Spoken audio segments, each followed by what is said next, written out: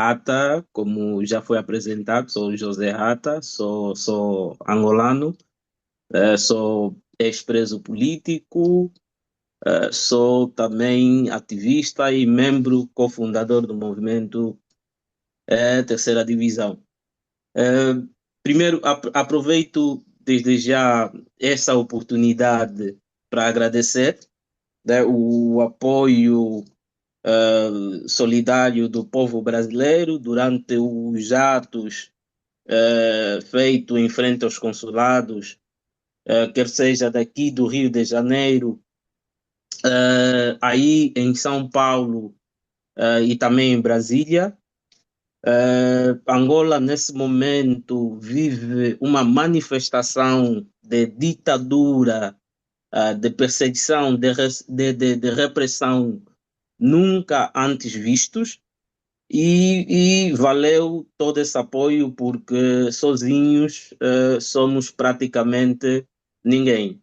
Mas atenção, que esse agradecimento é exatamente para o povo, a classe trabalhadora, as mulheres, as comunidades negras, mas não ao governo brasileiro. O governo brasileiro é um grande aliado da ditadura angolana, então penso até que devia merecer uma nota de repúdio. É, eu penso que a minha presença aqui tem muito que ver com os últimos acontecimentos, a repressão em Angola, os assassinatos em massa, morreram mais de 32 pessoas, temos mais de 500, 1.500 detidos, não é?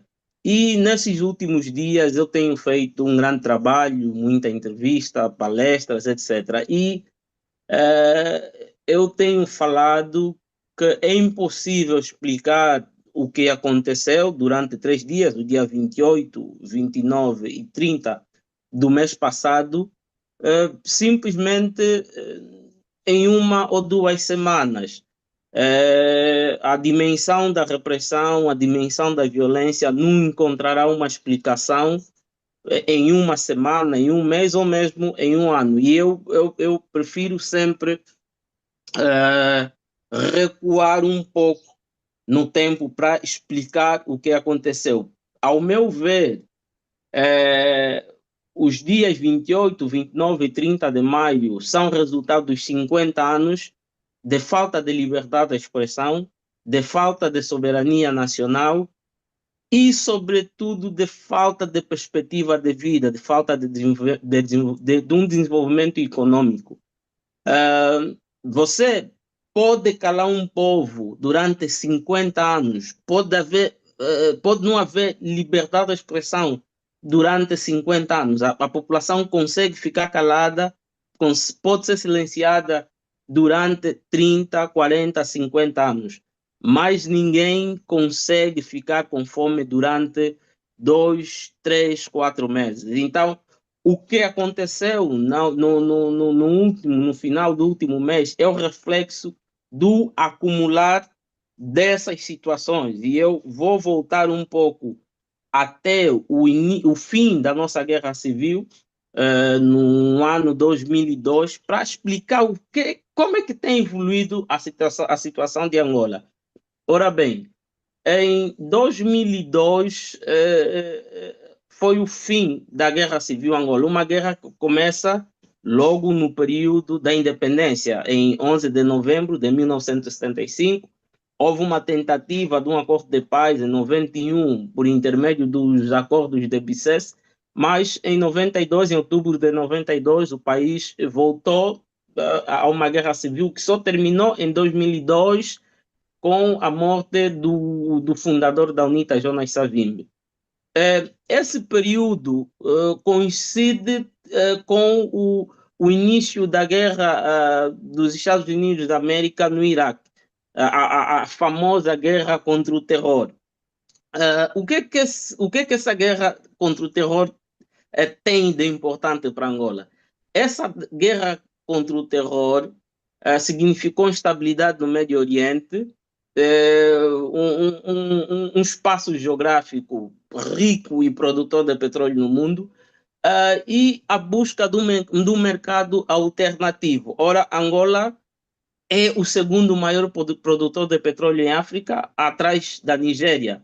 Então, para Angola, isso significou mais dinheiro e também mais produção, não é?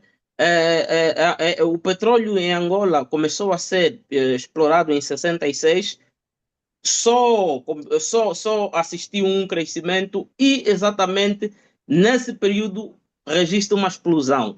A economia angolana cresce nessa altura a 10% por ano e só era superada pela economia chinesa, porque exatamente se tornou num mercado atrativo e num mercado alternativo ao mercado do Médio Oriente. Porque Angola, do ponto de vista político, registrava uma certa estabilidade. Então, a nossa economia cresceu tanto ao ponto de superarmos a Nigéria no primeiro trimestre de 2017, com uma produção diária de cerca de 582 mil barris de petróleo por dia. Nós superamos a Nigéria, assim, um curto período, espaço de tempo, mas superamos. Mas a partir de 2009, 2010, os Estados Unidos da América se viram para a produção interna, o que começa a afetar exatamente a produção e a venda do preço do petróleo da Angola e da cotação do petróleo no mundo. E essa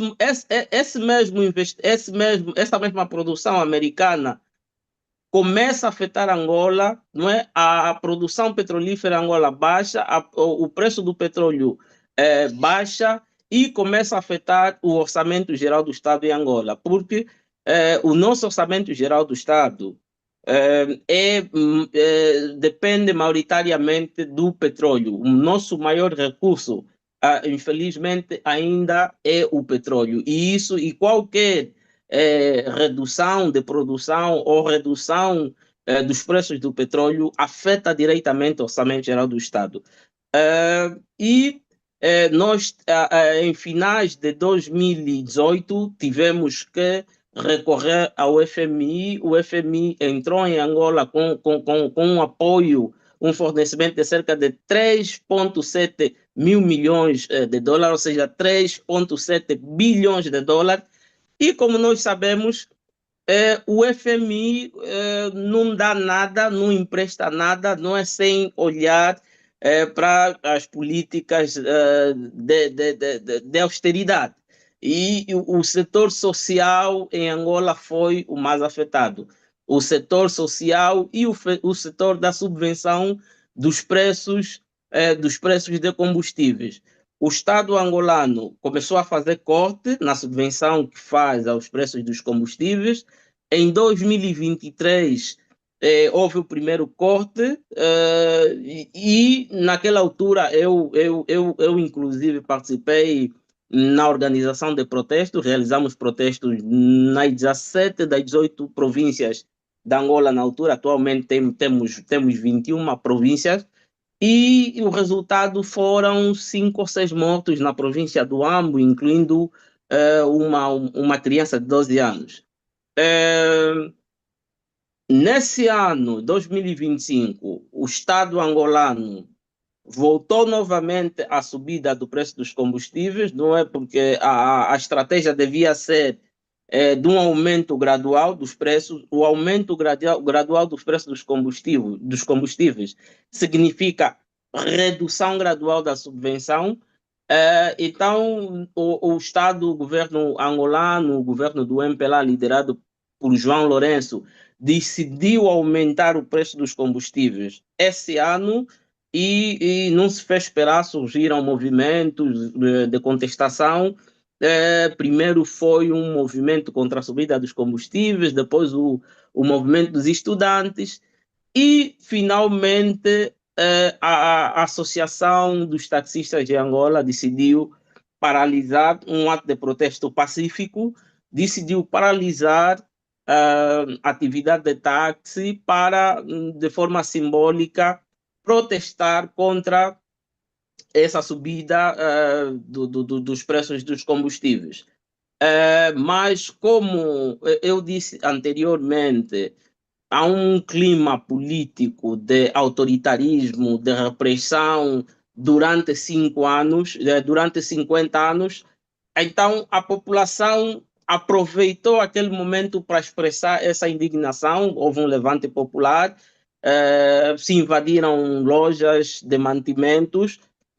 A polícia angolana, como tem a cultura de repressão, tem a cultura de violência, respondeu disparando balas reais, não foram balas de borracha, matando mais de 32 cidadãos, prenderam mais de 1.500 cidadãos, existem tantos feridos e tantos desaparecidos, e esse clima de repressão continua em Angola, não é? De princípio, foi detido apenas o vice-presidente da NATA, mas agora já existem cerca de 6 presidentes das várias associações de taxistas.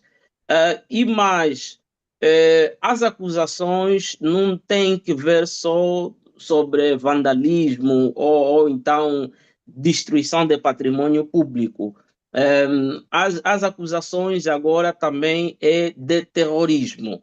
Em Angola nunca se verificou nenhum ato de terrorista, mas o governo acusa todos os indivíduos, esses 1.500 cidadãos detidos, de estarem a preparar ou estarem a participar em atos terroristas. Há 2 dias foram presos 2 russos, e eu entendo que prenderam esses russos para darem ênfase a essa ideia de construção de atos terroristas. Foram presos 2 russos e 2 jornalistas, um da televisão pública de Angola e o outro de um jornal privado, o Jornal Expansão, e estão a ser acusados de pertencerem ao antigo grupo Wagner, agora o African Apology, ligados a exatamente um grupo denominado Africa Apology, mas a teoria do Serviço de Investigação Criminal é que esse Africa Apology está ligado ao grupo Wagner, e a situação está assim, né? O Serviço de Investigação diz que ainda existem cidadãos que serão presos, estão incluídos ativistas, políticos, jornalistas, etc, etc. Mas que para mim isso não é estranho. Eu fui vítima por várias vezes dessas detenções, desse regime. Então, para mim, não é estranho porque enquadra-se na lógica de um Estado ditatorial, na lógica de um regime repressivo, e agora que tem o apoio aberto dos Estados Unidos da América. Sempre teve, mas agora, fruto dessa crise capitalista e uma briga intercapitalista entre os Estados Unidos e a China, não é? Os Estados Unidos têm abraçado abertamente o governo angolano, né? Já em 2002 mesmo, assim, de forma ainda dissimulada, os Estados Unidos têm um programa, existem vários programas, mas tem um que se destaca, o AGOA. O AGOA é o African Growth Opportunity Act, ou seja, Lei de Oportunidade de Crescimento de África, com um valor de cerca de 10 bilhões de dólares. Então, para ver o valor que a África representa dentro dessa crise capitalista, não é?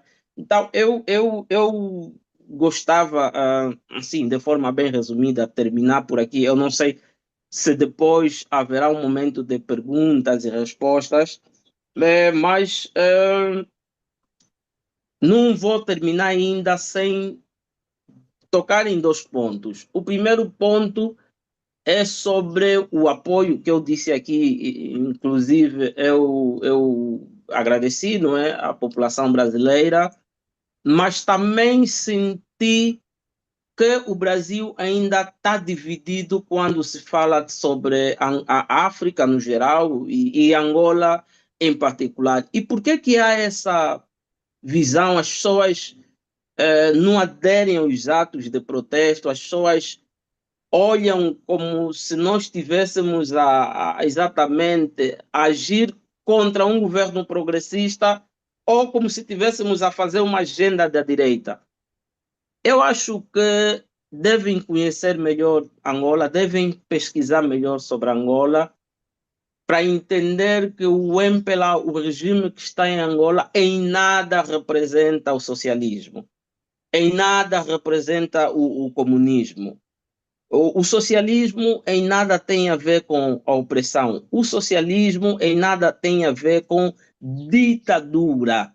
Não é? Há uma deturpação daquilo que se fala sobre ditadura do proletariado. É bom que as pessoas entendam que em Angola não existe um governo que olha para os valores sociais como tal. Não é?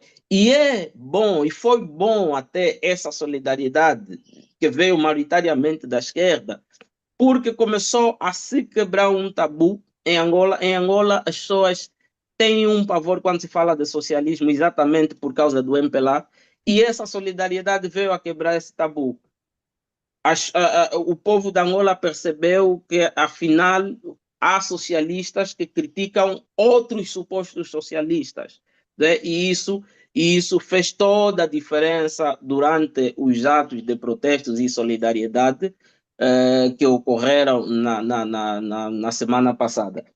E, por fim, também apelar aqui à continuação desse apoio. Está se falar da criação de um comitê de solidariedade ao povo angolano.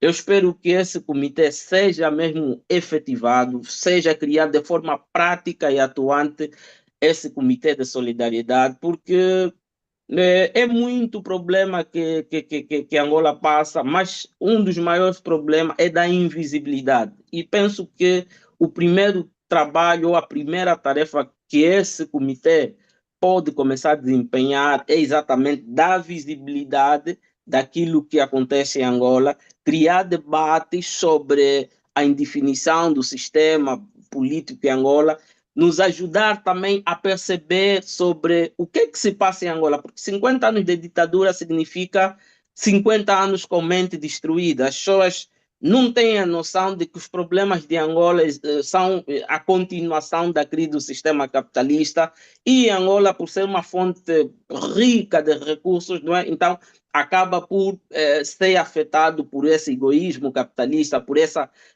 exacerbação da exploração capitalista. Eu fico por aqui, se haverem questões ainda me mantenho aqui durante alguns minutos e, uma vez mais, muito obrigado ao povo brasileiro, em particular a Conlutas e todo mundo que está sentado aí a me apreciar. Muito obrigado.